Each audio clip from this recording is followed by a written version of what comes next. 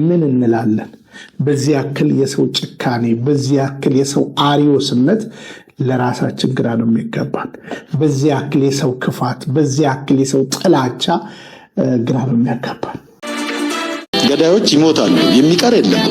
ትላንት ሲገሉ የነበሩ ዛሬ ሞተዋል። ዛሬም የሚገሉ ነገ ይሞታሉ። ተሹሞ የቀረ የለም።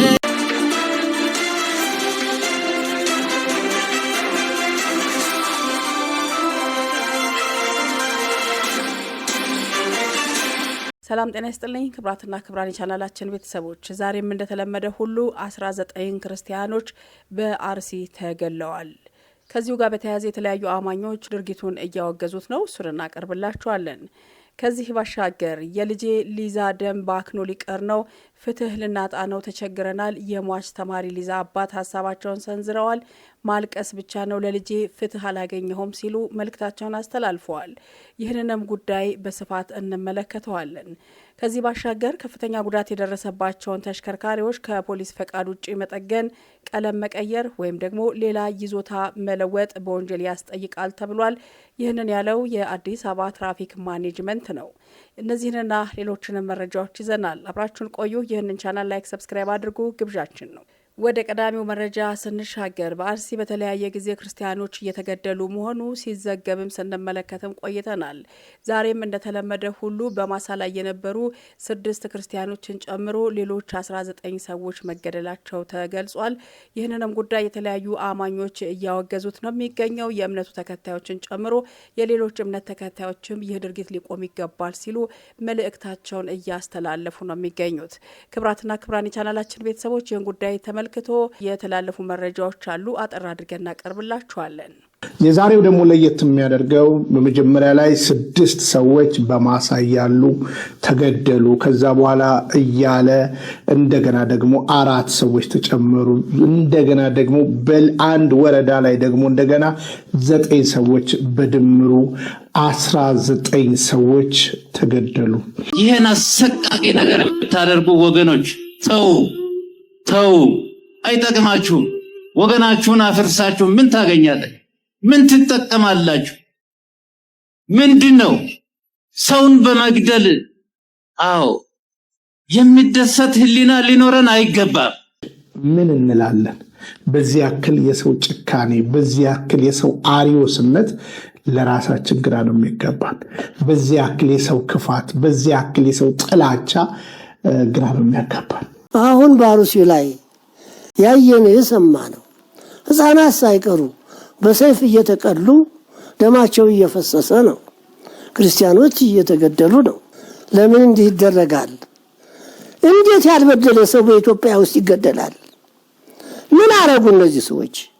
ሰርተው በበሉ በሀገራቸው። ወደ ቀጣዩ መረጃ ስንሻገር የልጄ ሊዛ ደም ባክኖ ሊቀር ነው፣ ፍትህ ልናጣ ነው፣ ተቸግረናል ሲሉ የሟች ተማሪ ሊዛ አባት ሀሳባቸውን ገልጸዋል። ባለቅስም እንባ ነው፣ ሊዛን አላገኘኋትም፣ የልጄን ገዳይ ግን አያይዙኝ እባካችሁ ሲሉ እናት ተማጽነዋል። ከሳምንታት በፊት በደሴ ከተማ ተደፍራና ተገላ የተገኘችው ዘንድሮ ትመረቃለች ተብሎ ስትጠበቅ የነበረችው የፋርማሲ ተማሪዋ ሊዛ ደሳለ ወላጆች እስካሁን የልጃቸው ገዳይ መያዝና አለመያዙን ባለማወቃቸው ፍትህ እንዲሰጣቸው ጠይቀዋል። የተማሪ ሊዛ አባት መምህር ደሳለ ሞላ ከሚያገኙት ትንሽ የመምህር ደሞዝ እየከፈሉ ልጃቸውን እያስተማሩ ባለበት ሁኔታ ነው የሞት ዱብዳ የሰሙት። በጉዳዩ ላይ በሳምንት ፍትህ እንደሚሰጣቸው ቢነገራቸውም እስካሁን ምንም እንዳልተባሉ ዛሬ ምሽት ለቲክቫህ ኢትዮጵያ ተናግረዋል። የተማሪው አባት መምህር ደሳለ እንደተናገሩት ከሆነ እኔ ሀዘን ላይ በመሆኔ የሊዛ አክስትና አጎቶች ለህግ አመልክተን እንምጣ ብለው ሄደው ነበር። በዚህም የህግ ጉዳዩን ባጭር ጊዜ እንጨርሳለን፣ በጣም ቢበዛ 1 ሳምንት ነው የሚፈጅብን፣ ከዚያ ውጭ አይሄድም እንዳሏቸው ነግረው ነበር ይላሉ አባት። እናም የተጨበጣቸው ነገር ይኖራል በሚል በተስፋ ነበር የቆየሁት። ነገር ግን 1 ሳምንት አልፎ አሁን ወደ 3ኛ ሳምንት ተዛውሯል። የፍትህ ሂደቱ እንዲያውም እየተዳከመ መጥቷል። ነገሩ እየቀዘቀዘ ነው፣ ለውጥም አላየሁም ሲሉ በሀዘን ተሞልተው ተናግረዋል። ቤተሰቡ ተበሳጭቷል። 3ም ሆነ 4 ኮንትራት መኪና ይዘን ደሴ ፖሊስ ጣቢያ ገብተን ምርመራው ከምን ደረሰ ብለን ጮኸን ልጃችን የሚወደቀችበት ቦታ ላይ አልቅሰን እንመጣለን በሚል አዲስ አቋም ተይዟል። እኔ ግን ቆዩ እያልኩ ነው፣ መሄዳችን ግን አይቀርም ብለዋል። እኔ በቶሎ ፍትህ እንደሚሰጠኝ እርግጠኛ ነበርኩ የሚሉት አባት ምክንያቱም ልጄ ከጓደኞቿ ቤት 10 ሜትር ባራቀ ቦታ ነው ተደብድባ ህይወቷ ያለፈው። የጠሯት ሰዎች ሲጫጫሁ እንኳን ሳይሰሙ አይቀሩም። ነገር ግን አንሄድም ብለዋል። እነዛ ሰዎች ማዳን ይችሉ ነበር። ያ የሆነው ሆኗል፣ አልፏል ሲሉ ነው ሀሳባቸውን የገለጹት። ግን አንድ ሰሞን ሆሆ ተብሎ ጉዳዩ አሁን ግራ እያጋባይ መጥቷል። የልጄ ሊዛ ደም ባክኖ ሊቀር ነው፣ ፍትህ ልናጣ ነው፣ ተቸግረናል፣ የህግ ክፍተት ያሳያል፣ ምናልባትም ሂደቱ ውስብስብ ሊሆን ይችላል፣ ነገር ግን እኛ እምነታችን እየተሸረሸረ መጥቷል ሲሉ በሀዘን ተውጠው ነው የተናገሩት። በ7 ቀን ብለውን አሁን 3ኛ ሳምንት ባይገባ ኖሮ ተስፋችን አይሟጠጥም ነበር። ገና ነው ቢሉንም ጥሩ ነበር። ነገር ግን ተቃርበናል ካሉ በኋላ ዝምታ መምረጣቸው ምንን ያመለክታል? ይህንን ያለው የደሴ ፖሊስ ምርመራ ቡድን ነው። መራቅና መቀዛቀዙ ግን ጥሩ አይደለም ብለዋል። ህጉ እየላላን የመጣው ምን አይነት ጥርጣሬና ሀሳብ አለ በሚል እንኳን ደውለው አልጠየቁንም። መረጃም ከመሰብሰብ አኳያ ክፍተት አለባቸው። ወይ ገዳዩን ይዘዋል፣ አለበለዚያ ግን እኛን ባለመጠየቃቸው ራሱ ለምን የሚል ጥያቄ እያስነሳብኝ ነው ብለዋል። የሟች አባት መምህር ደሳለ ካልተረጋገጠ እኮ የልጅ ገዳይ ተይዟል ሊባል አይችልም። ተጠርጥረው የተያዙ ሰዎች አሉ።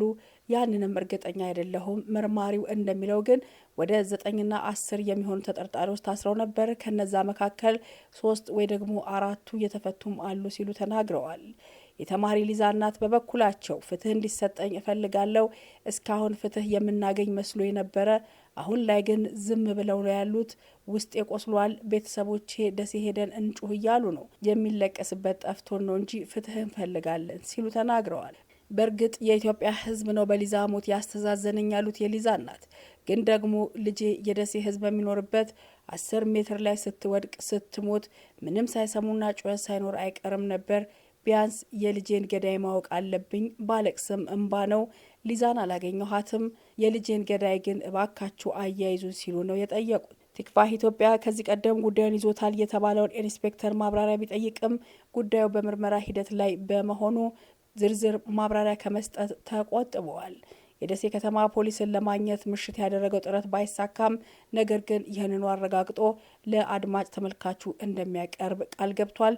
እኛም ይህንኑ ተከታትለን የምናቀርብ ይሆናል። ወደ ቀጣዩ መረጃ ስንሻገር ከፍተኛ ጉዳት የደረሰባቸውን ተሽከርካሪዎች ከፖሊስ ፈቃድ ውጭ መጠገን፣ ቀለም መቀየር ወይም ሌላ ይዞታ መለወጥ በወንጀል ያስጠይቃል ስለተባለ ጥንቃቄ አድርጉ። ይህንን ያለው የአዲስ አበባ ትራፊክ ማኔጅመንት ነው። በማንኛውም ምክንያት ከፍተኛ ጉዳት የደረሰባቸውን ተሽከርካሪዎች ከፖሊስ ፈቃድ ሳያገኙ መጠገን፣ ቀለማቸውን መቀየር ወይም ሌላ ማንኛውንም የቅድመ ይዞታቸውን የሚለውጥ ጥገና ማካሄድ በወንጀል እንደሚያስጠይቅ ነው የአዲስ አበባ ትራፊክ ማኔጅመንት ያስታወቀው።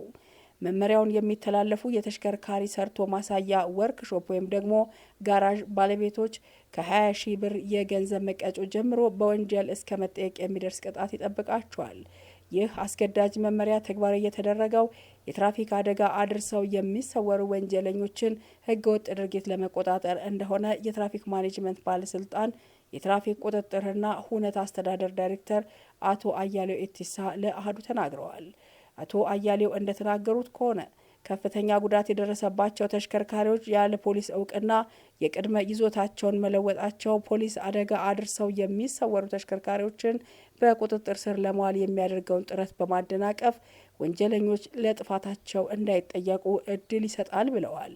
ከዚህ ባሻገር በአስገዳጅ መመሪያው መሰረት ከፍተኛ ጉዳት የደረሰባቸውን ተሽከርካሪዎች የሚጠግኑ ጋራዦች በተሽከርካሪው ላይ ምንም አይነት ለውጥ ከማካሄዳቸው በፊት ተሽከርካሪው አደጋ አለማድረሱንና በፖሊስ እንደማይፈለግ የሚገልጽ ማስረጃ ከፖሊስ መውሰድ ይጠበቅባቸዋል ሲሉ አሳስበዋል። ከፍተኛ ጉዳት የደረሱበትን ተሽከርካሪ ያለ ፖሊስ እውቅና የሚጠግኑ የጋራዥ ባለንብረቶች በወንጀል ይጠየቃሉ። የገንዘብ መቀጮም እንደሚጠብቃቸው የመንገድ ትራንስፖርት ትራፊክ መቆጣጠሪያ የሚኒስትሮች ምክር ቤት ደንብ ቁጥር 567/2016 ይደነግጋል። ክብራትና ክብራን የቻናላችን ቤተሰቦች ለሰዓቱ ያዘጋጀናቸው መረጃዎቻችን በእንዲህ መልኩ ተጠናቀዋል። መልካም ጊዜ በያላችሁበት። ይህንን ቻናል ላይክ፣ ሰብስክራይብ እንድታደርጉ ጋብዣችኋለሁ።